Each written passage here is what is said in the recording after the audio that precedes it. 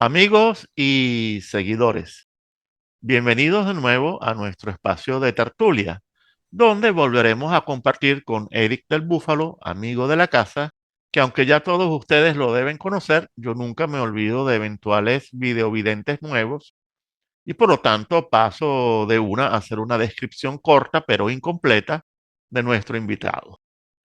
Eric es profesor de filosofía, escritor, lector imponente, pensador en grado excelso, textor y crítico social. Faceta esta que le admiramos mucho desde este apartado rincón por su valor y por su fidelidad ejemplar a principios y verdades, sin importar si esto pudiese mermar su popularidad, cosa que yo casi siempre considero que es un evento afortunado. Bien, hoy vamos a hablar del verdadero significado de la caridad y su degeneración en la engañosa caridad o filantropía moderna capitalista y liberal. Pero antes de dar inicio a la tertulia, escribí un corto texto introductorio, no se asusten, es corto, inspirado por mi lectura de la encíclica Caritas in Veritate de Benedicto XVI y del Catecismo de la Iglesia Católica promulgado por San Juan Pablo II, respondiendo a una objeción que con frecuencia se hace de la limosna como forma, si se quiere, menor, incluso falsa, de la caridad. Les prometo que la lectura será breve y luego procederé a darle la palabra a nuestro invitado. Así que comienzo de una vez, para no perder tiempo. Eh, la verdadera caridad cristiana es un tema central en la teología cristiana. De hecho, se considera una de las virtudes teologales, junto con la fe y la esperanza, y se define como el amor incondicional y desinteresado de Dios hacia el hombre y del hombre hacia Dios y hacia el prójimo. Este amor debe ser libre, incondicional y desinteresado, y no estar motivado por intereses o cálculos personales. La distinción entre caridad y limosna es fundamental para comprender el verdadero significado de ambos términos. Mientras que la limosna es un acto de generosidad que consiste en ofrecer dinero o bienes materiales a quienes lo necesitan, la caridad es un concepto más amplio y profundo que implica empatía, amor, compasión, fraternidad, generosidad y entrega hacia los demás. La caridad es una actitud profunda que puede llegar a impregnar e inspirar nuestra vida cotidiana a través de acciones como una palabra amable, un gesto de ayuda, una presencia acogedora, un apoyo emocional e incluso la transmisión gratuita de nuestros conocimientos y nuestras experiencias cuando sentimos que alguien necesita algo de orientación. Es una forma de vida que se basa en la generosidad, la disponibilidad y la dedicación a nuestros semejantes, sin expectativas de recompensa, reconocimiento o beneficios mutuos. Dar limosna, por otro lado, puede ser un acto de caridad, pero no es necesariamente sinónimo de caridad. De hecho, dar limosna puede ser un acto superficial, incluso falso y exhibicionista, motivado por sentimientos de culpa, lástima o por un sentido pobre del deber, más que por auténtico amor y compasión hacia el prójimo. Eh, Debemos considerar la importancia que juega la caridad en la vida y la fe de un verdadero cristiano. De hecho, al ser una de las virtudes teologales, debe constituir la base de la vida y de la acción del hombre que quiere acercarse a Dios y vivir plenamente en su palabra, en su verbo, en su logos. La caridad debe ser disponibilidad libre, incondicional y generosa hacia la humanidad y debe expresarse, como dice Juan Pablo II, como dice Benedicto XVI, debe expresarse en la verdad. En otras palabras, debe expresarse constructivamente, obedeciendo a un anhelo interior y a un sentido superior de la justicia, la bondad, la hermandad y la belleza. Bueno, dicho esto, le voy a ceder la palabra a nuestro invitado. Adelante, Eric. Gracias, Federico. Gracias a todos. Muy feliz de estar siempre aquí contigo y tener una conversación de altura, lo cual es cada vez más raro en nuestro mundo de hoy. Así que, bueno, gracias por esta ventana y gracias sobre todo a todos que nos escuchan, pues a ellos nos debemos. Fíjate, no solamente la caritas es una virtud teologal, es la más importante de todas. En Primera Corintios 13:13, Pablo dice que la caridad es la suma de todas las virtudes teologales. Y es la más importante de todas, incluso más que la fe. De hecho, un cristiano puede no tener fe, puede perder la fe, pero no puede perder la caridad. Es decir, es normal que durante nuestra vida tengamos momentos de poca fe.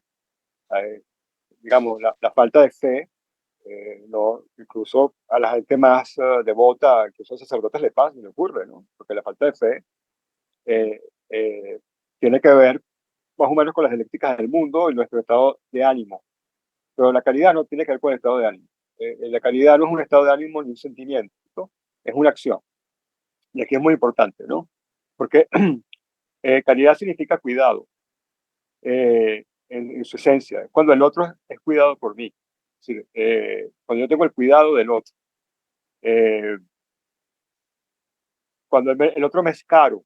Justamente cara es la raíz griega que los latinos van a traducir como caritas y que es el vocablo que traduce ágape en griego también, que es, Exacto. es la acción de velar por el otro. Entonces, la caridad es un velar por el otro, ¿no? Digamos en español, estar al tanto del otro, estar al cuidado, al cuido del otro. Entonces, tanto que la caridad, la caridad, caritas, que es agape en griego, es un cuidado del otro, es una acción, es un acto. Entonces, yo puedo dudar del estado de ánimo, del sentimiento, pero yo no puedo dudar de una acción. Incluso un cristiano en la más profunda oscuridad, en la más profunda de las tinieblas de la fe, tiene que actuar siempre desde la caridad. Eso es lo único que pide Pablo. Esa es la esencia del cristianismo, la caridad. No la fe en Cristo, dice él, ¿no? Sino la caridad, que es el amor de Dios reflejado en el prójimo. Ok, Esa es realmente ok, la virtud teologal principal desde el ok. punto de vista cristiano. Ahora bien, la caridad hoy en día no goza de muy buena reputación. Perdón, caridad es amor. Caridad Ajá. hay que traducirlo como, o sea, caritas se españoliza como caridad, pero el sentido antiguo es amor. De nosotros está más asociado con un acto de lastimosidad. Sí, Entonces, pero traduzcamos como es. O sea, caritas es una traducción latina del griego ágape, que es amor. Recordamos que los antiguos usaban amor, tenían varios sentidos de amor. exacto. Ágape es el amor más social, es el amor más difuso, en el sentido que es un acto, es una vida que vive en amor hacia los demás.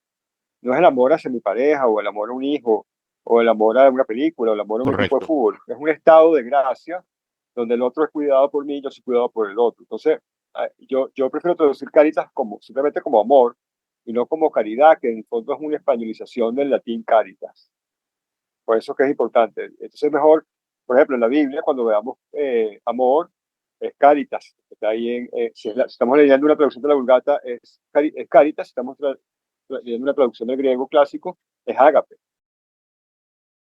Ok. Como te venía diciendo, la palabra no goza de buena fama hoy en día, ¿no? Yo no sé si es debido a que, bueno, prácticamente la sociedad ha ido perdiendo sus cualidades espirituales, sin duda alguna, Claro, pero también está el auge digamos que de la ideología, hay un auge ideológico liberal, ¿verdad? Que no simpatiza con la caridad, a no ser que sea la filantropía, ¿no? es lástima. Que practican los anglosajones, Es porque limosna, como tú bien decías.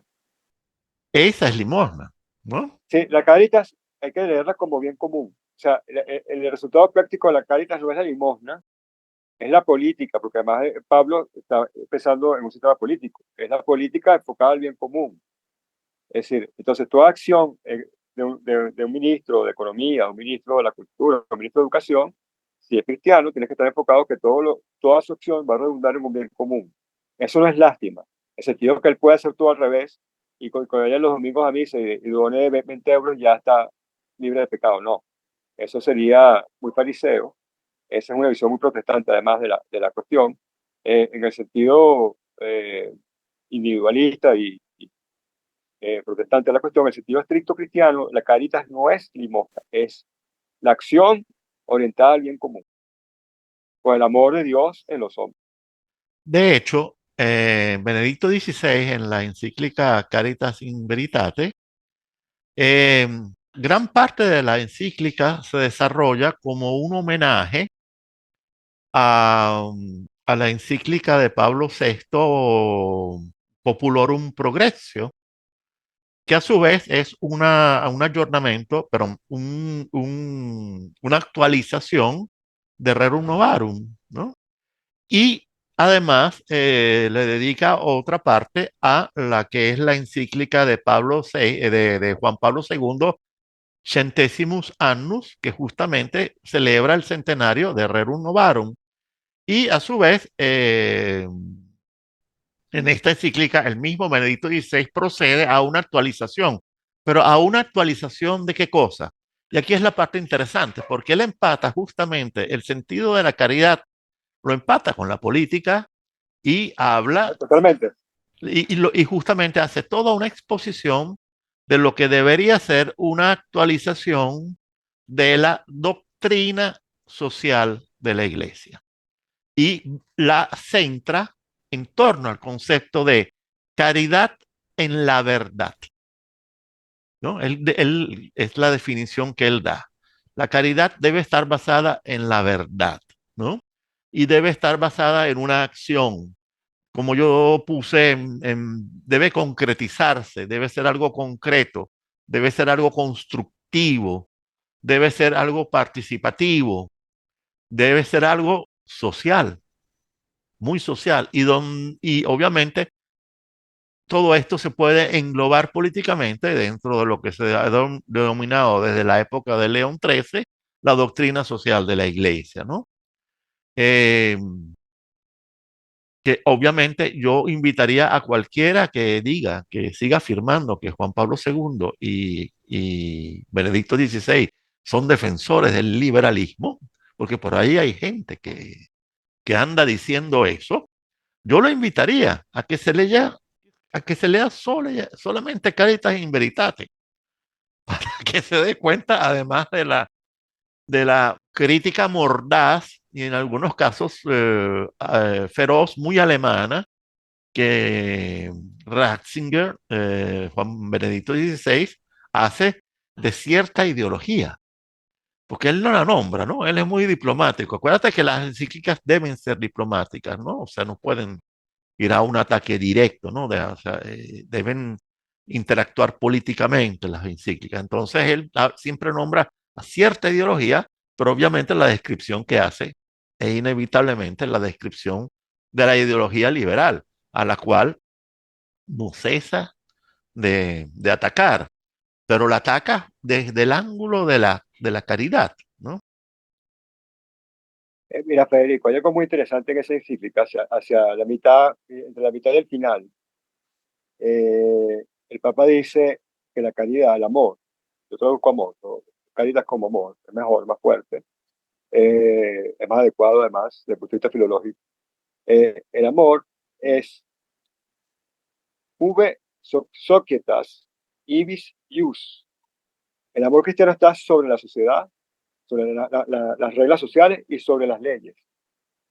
Es decir, la doctrina social de la iglesia no es una ideología entre otras ideologías, sino es una actitud ontológica, metafísica, independientemente de la ideología que se tenga. Sea uno socialista o liberal, es una doctrina que se pone un piso más arriba y dice, no importa tu ideología económica, lo que sea, lo que importa es que el bien del prójimo esté siempre en el centro, como la pasión de Cristo estuvo nosotros estuvimos dentro de la pasión de Cristo como centro. O sea, porque recordemos que el centro del martirio de Cristo no es Cristo, somos nosotros La acción de Cristo, el sacrificio de Cristo es por nosotros, no por él mismo, ¿verdad? Entonces, no importa tu ideología, no importa qué sociedad estés, no importa tus costumbres morales, tus costumbres, o sea, porque eso es una iglesia que le habla también a los cristianos de la India, a los cristianos que están en Irak, los cristianos que están regados, que están en muchos tipos de sociedades, muchos tipos de sistemas. No le habla nada más a los occidentales, porque eso es una falsa división también. Creo que el Papa nada más le habla a los católicos de Occidente. No, Las encíclicas hablan universalmente a todos los. universalmente, exactamente. Exacto. Entonces, no importa el sistema político, no importa tu ideología política, la doctrina de Cristo, De y hecho, eso el no es la mismo, doctrina de la iglesia. disculpa, de hecho, el mismo Benedicto XVI invita a los no creyentes, a los ateos, a sumarse a la caridad. Exactamente, porque la caridad está más allá de la fe. Pues ahí voy. O sea, la caridad cristiana está más allá de la fe. En el sentido que incluso un musulmán podría aplicar la doctrina social de la iglesia como doctrina. Se aplica la caridad. Y de hecho, eh, en Corintios 1, pero en Corintios 1, 13, 13, yo creo que ahí es donde se ve mejor. Invito a todos los que tú, te les puedas poner la referencia más adelante cuando edites, sería buenísimo. Eh, Pablo va a entender que el cristianismo es una actitud, no es una religión, ni siquiera es una religión, pero es más que una religión, es una actitud eh, ontológica, es una posición metafísica ante la vida, que va más Correcto. allá de cualquier religión. O sea, la doctrina social de la iglesia, o la doctrina cristiana de la sociedad, mejor, más fuerte aún, Doctrina puede ser cristiana de aplicada la por, sociedad suena muy bien. puede ser incluso aplicada por un musulmán, o un hinduista, o un judío. O sea, va más allá de unas leyes determinadas que tengan que ver con una época histórica, con un tipo de sociedad, un tipo de cultura.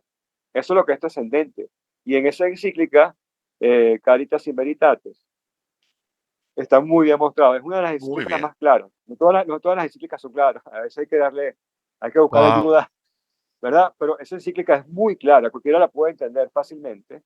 Y te digo que el Papa Francisco se reivindicó mucho conmigo a partir de esa encíclica, ¿no? Yo tenía a veces digámoslo así, mis sobresaltos, digámoslo, ¿no? Me producía cuitas, pero a partir de esa encíclica la postura del Papa es clarísima, ¿no? Y, Sí, y es digna de un Papa de la Iglesia Católica. sí, sí. A mí me parece muy bueno esta aclaratoria que estás haciendo acerca de que la doctrina social de la iglesia no es una ideología. ¿Por qué?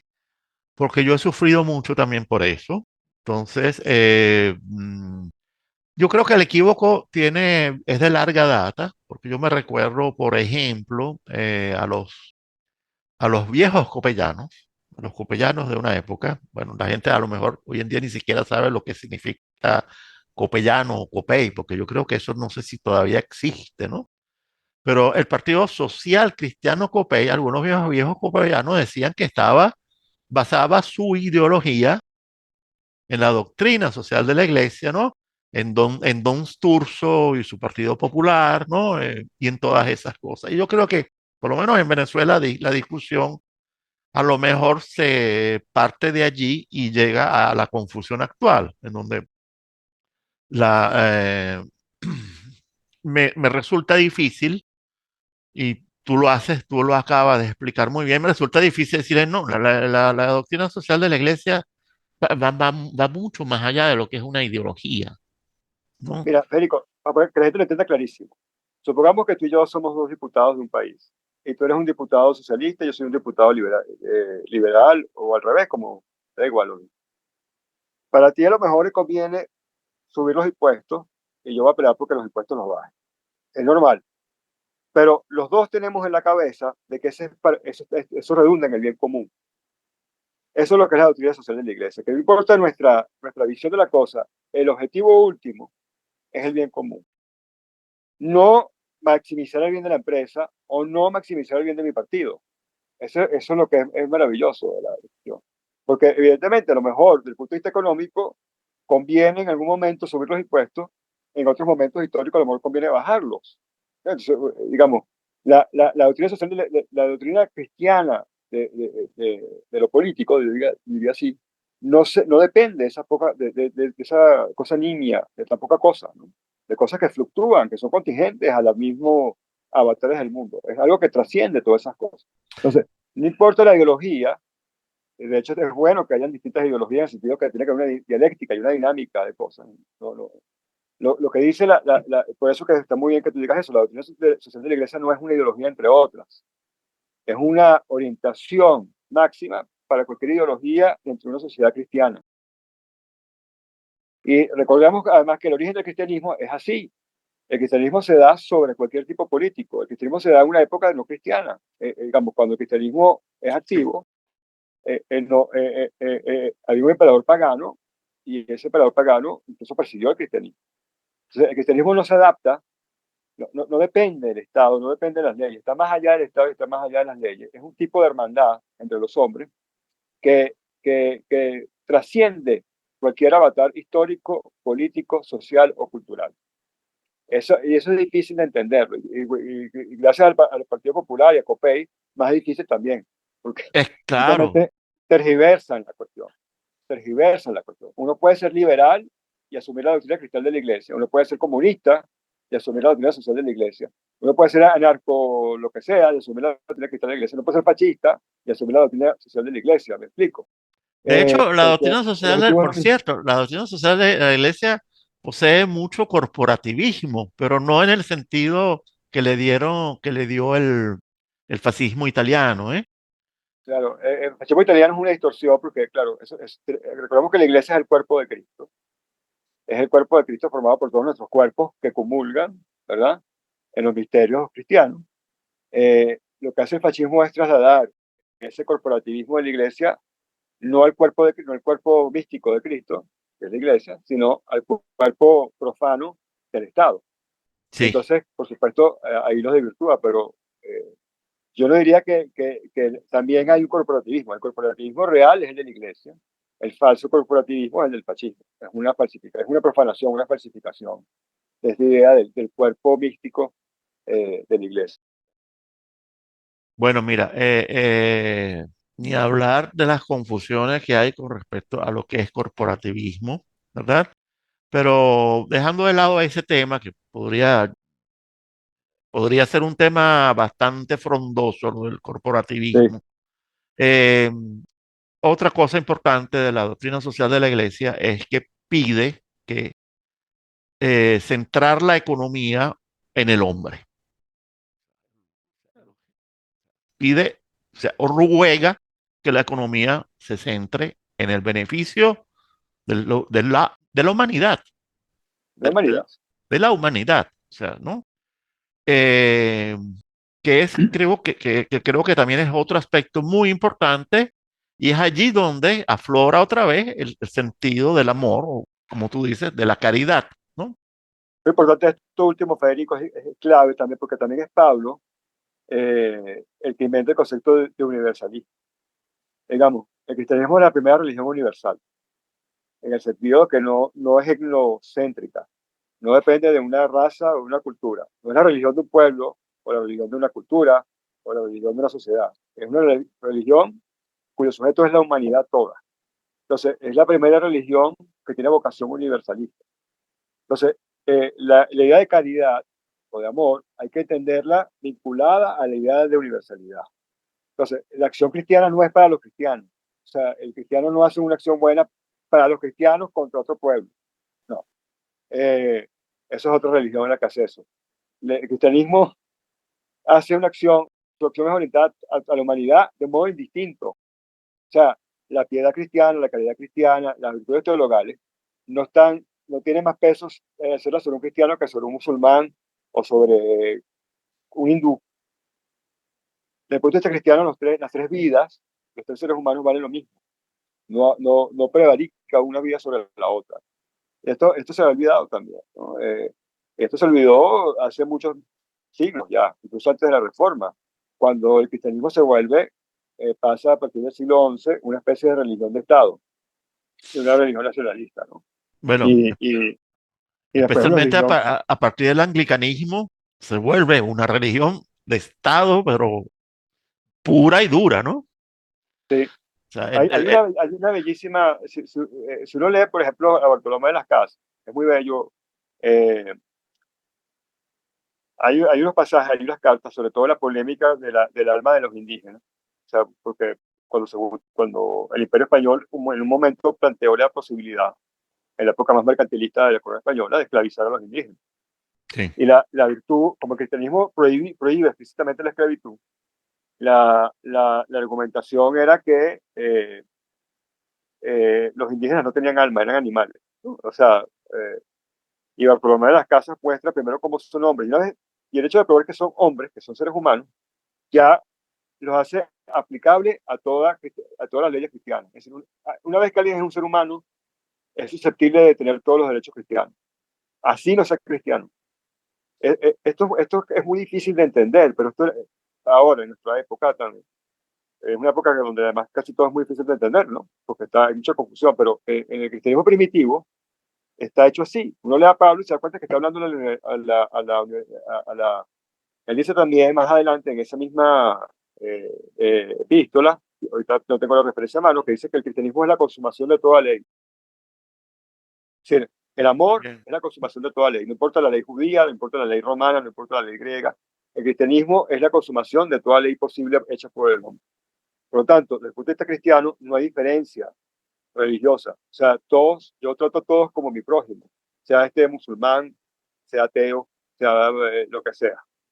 No hay distinción. No hay mi religión, mi correligionario, o mi. Eso es muy delicado, porque desde el punto de vista cristiano, cualquiera es posible, cualquiera puede venir cristiano, cualquiera puede volverse cristiano. O sea, cualquiera es cristiano en potencia. Alguien antes de expirar puede decir, yo quiero convertirme en cristianismo, ¿verdad? Y ya en potencia, todos los seres humanos somos cristianos. Y Cristo murió no por los cristianos, que es absurdo, que es un contrasentido. Cristo exacto. murió por toda la humanidad. De Entonces, hecho, si de hecho nosotros, en la época de Cristo no había cristianismo. por eso. Entonces, por eso, el acto cristiano es universal, es para toda la humanidad. Eso es la verdadera vocación cristiana, es eso. El cristianismo es algo que surge después. Y mucho después, además. Sí, Además, de paso, sí. O sea, el han cristianismo, pasado como lo unos conocemos hoy siglos, en ¿no? día, son muchos siglos después. O sea, Sí, sí, bueno, hoy en día hablar de cualquier cosa, fíjate, Eric, mira, yo tengo personas que a mí me critican porque yo hablo mucho del mal, ¿no? Y hay muchas personas que me critican y me dicen, pero ¿qué es eso de estar hablando del mal? ¿Qué es eso? Eso es un ritornello tuyo, lo del mal. Imagínate tú, o sea, ni hablar cuando yo hablo del maligno, ¿verdad? Peor todavía, o sea, me tratan como si fuese un ignorante, pero así o sea, prácticamente de antediluviano, sí. por decirlo de alguna Un forma, ¿no? premoderno, exacto. Eres un Sí, premoderno. bueno, pero es que la misma iglesia es la que ha dejado de hablar del mal y ni hablar del maligno. O sea, la iglesia ha abandonado nombrar a la existencia del diablo. Ya no habla más de eso. Hace bastante tiempo que ya no habla más de eso, ¿no?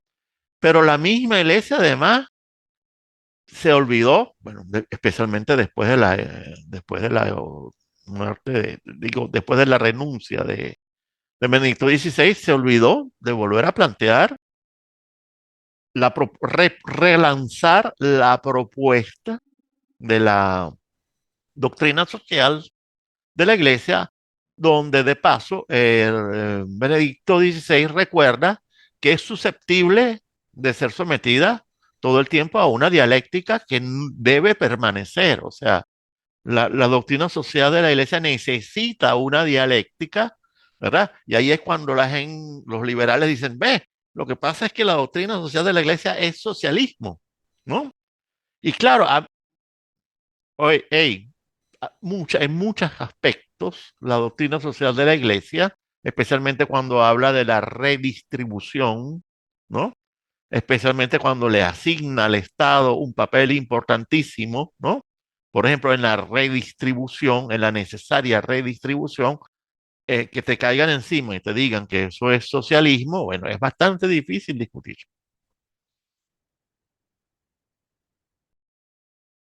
creo que te tenemos, caíste en parálisis, Eric. A ver si logramos. Ajá. ¿Me escucha? Sí. Se congeló, pero creo que eres tú, Federico. Ah, ok. Ok, puede ser, sí, sí, sí. Puede ser perfectamente. ¿Me escuchabas de todas maneras? Sí, sí, sí, perfecto. Eh, ¿Qué opinas tú de esa acusación del socialismo hacia la... Eh, El tema de la realmente, redistribución es un tema tabú. El tema de la sí, pero redistribución... sí, Perdón. bueno, hay dos principios ahí. El problema de la redistribución, a mí no me gusta porque es un tema, es un término mal hecho, mal puesto, ¿no? O sea, es como que yo vuelvo a distribuir una vez que ya se distribuyó legítimamente, distribuyó ilegítimamente por el Estado. Sí, parece un concepto Robin Hoodiano Exacto, y no lo es. y no lo Lo, es. lo que, lo que hay es que todo valor es difuso en realidad. O sea, nosotros no podemos cuantificar. Por ejemplo, suponte que tú vas a hacer un sándwich. Y digo el sándwich porque alguien hizo el experimento una vez. Tú el sándwich y vendes sándwiches. Suponte que tú vas a hacer una sándwichería y vas a vivir de eso y te vas a ser un capitalista del sándwich. ¿Ok? Si yo me pusiera a cultivar el trigo, a cultivar los tomates, a cultivar las lechugas, a criar pollo, a hacer chorizos, a hacer todo lo que tardaría siglos en hacer un sándwich. El sándwich que yo hago, lo hago a partir de una serie de productos ya realizados, de trabajo acumulado, que está en la base de la pirámide. Como el trabajo va subiendo, también va subiendo el Es una capital, agregación de es valor. un agregado. Y como yo soy el último, el que tiene más agregado de ventas soy yo. Pero ahí, en ese agregado, hay un trabajo social que no está contemplado en la unidad. Por eso es que es imposible hacer un cálculo marginal de cada producto.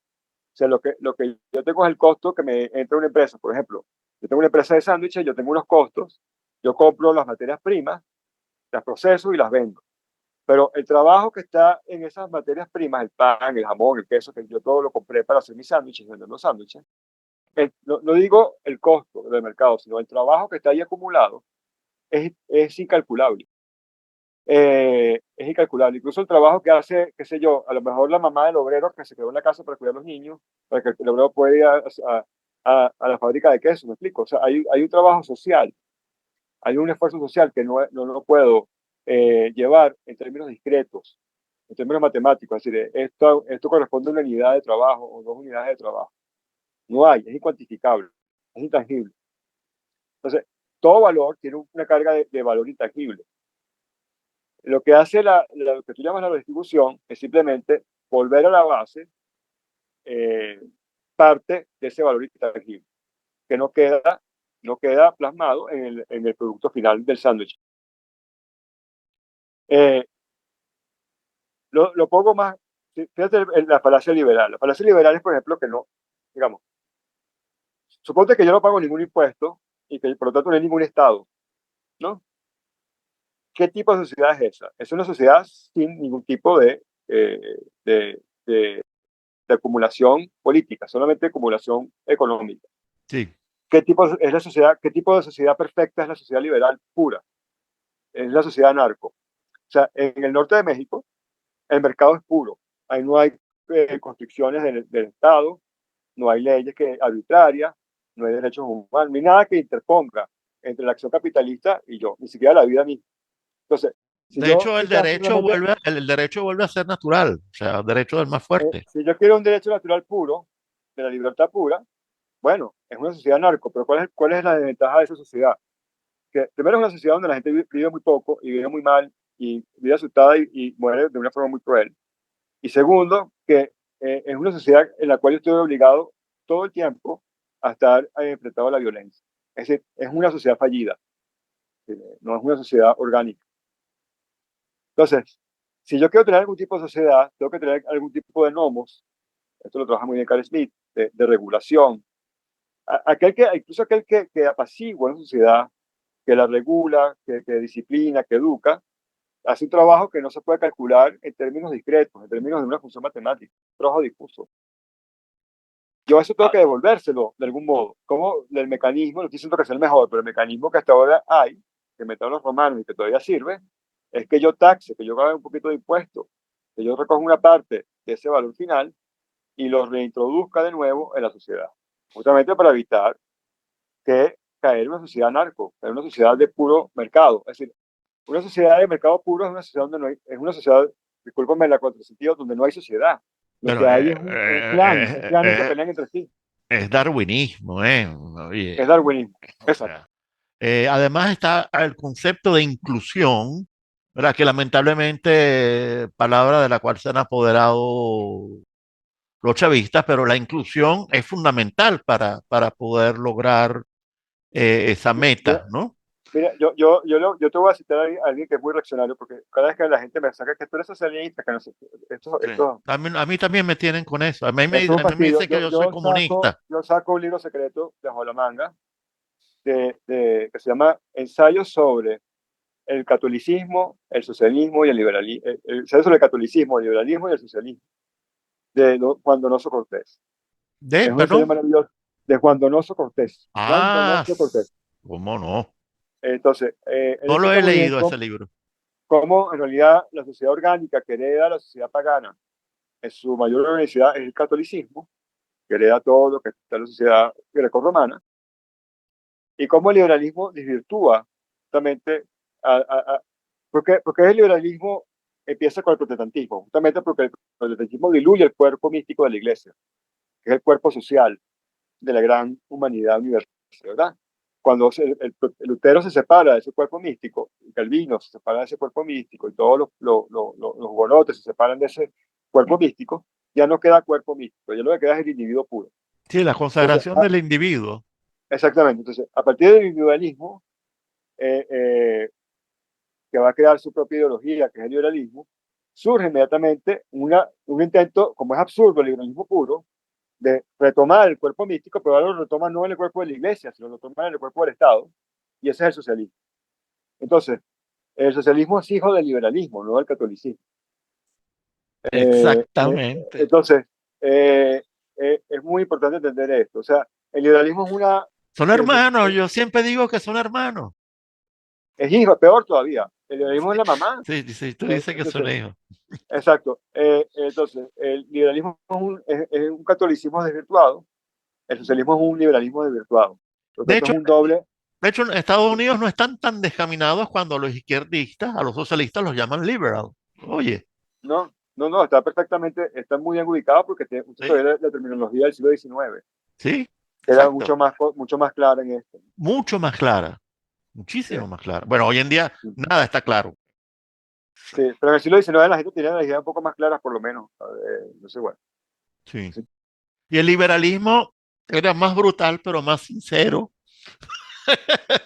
en el sentido de que no tenía estas pretensiones que incluso veo que últimamente incluso están adoptando formas mesiánicas. mira, yo incluso quisiera ir más allá, Federico, porque realmente quien es comunitarista es el liberal.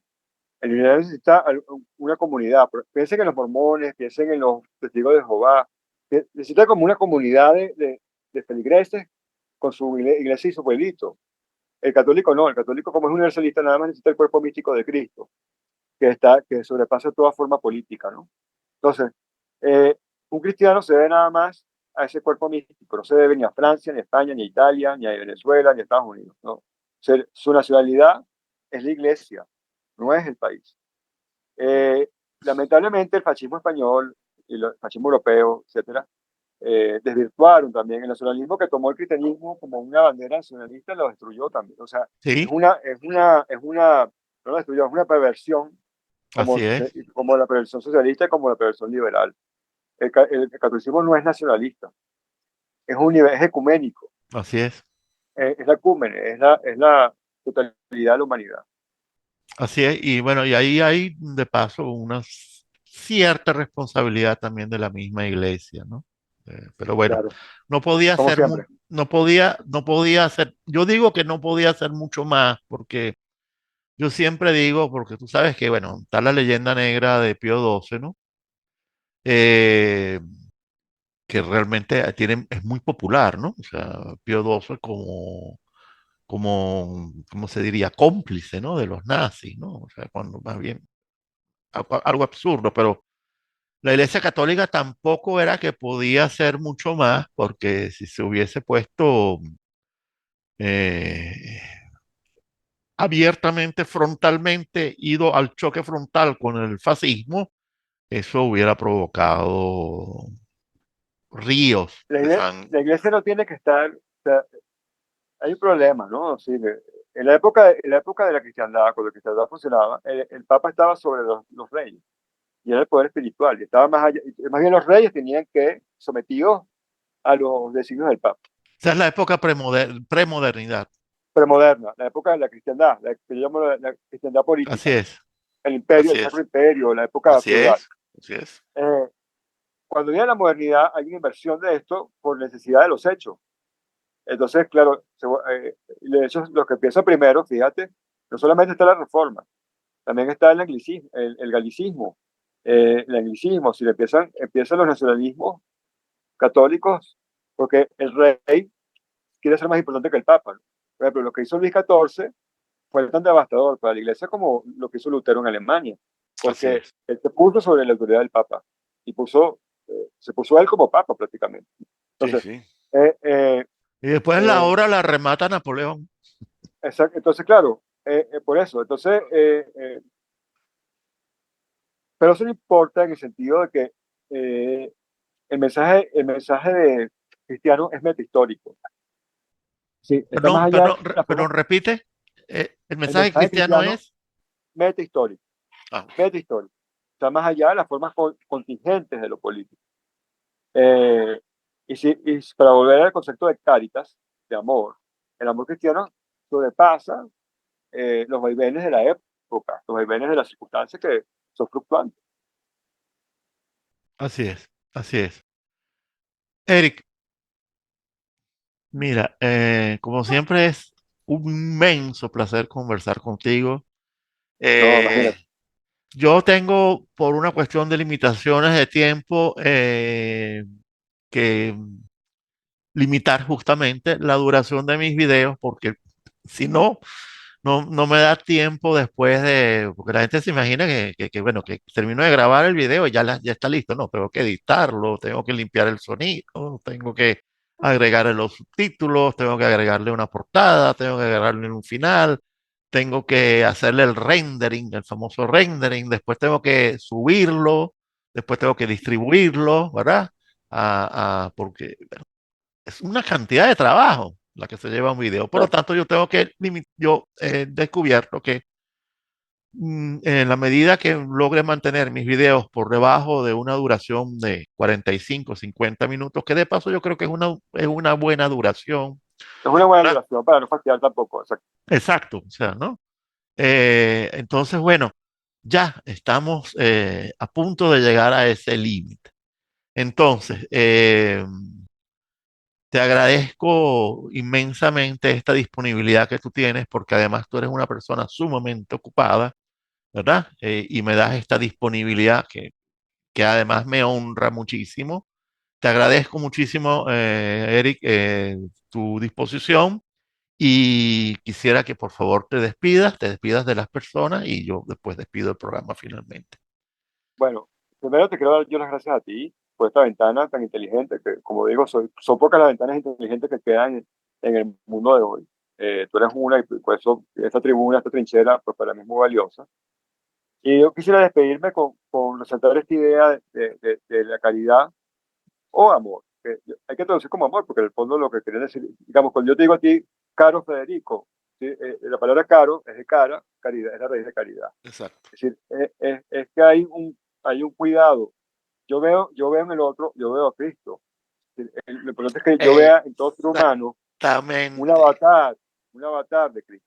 No importa mi exactamente. ideología, no importa mi cultura, no importa mi creencia política, que son de pacotilla, en el fondo son todas modernas, son todas desechables. En el siglo XXI ninguna de estas cosas van a existir, como no existieron en el siglo XVIII. Entonces, más allá de las ideologías de pacotilla, de mercado, digo de mercado porque todas son de mercado, todas tienen un mercado, todas son de pulpería. Mercado político, hoy en día se habla del Exacto, el mercado mercado político. político, exacto. Que siempre tengamos una visión trascendente de la ética, de la política, centrada en que el otro merece el mismo derecho y respeto que yo. Y que él y yo somos avatares, de algún modo, somos los herederos del sacrificio eh, de Dios en esta tierra. Muchas Correcto, gracias a ti, correcto. Federico, de nuevo. Muchas gracias a todos los que nos escuchan. Bueno, amigos y seguidores, es todo por hoy. Muchas gracias de nuevo a Eric del Búfalo, que volverá en algún momento, no muy lejos en el tiempo. Y muchas gracias a todos ustedes por su atención hasta el final.